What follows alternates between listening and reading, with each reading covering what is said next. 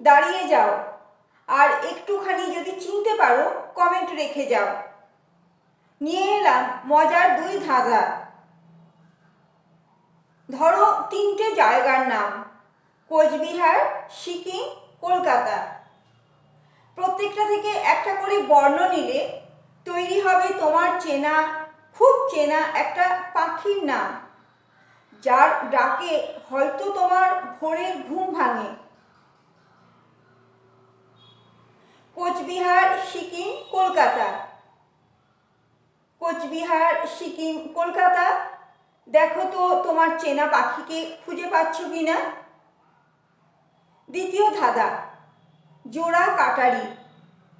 জোড়া কাটারির মধ্যে লুকিয়ে আছে তোমার খুব একজন প্রিয়জন, দেখো তো চিনতে পারো কিনা।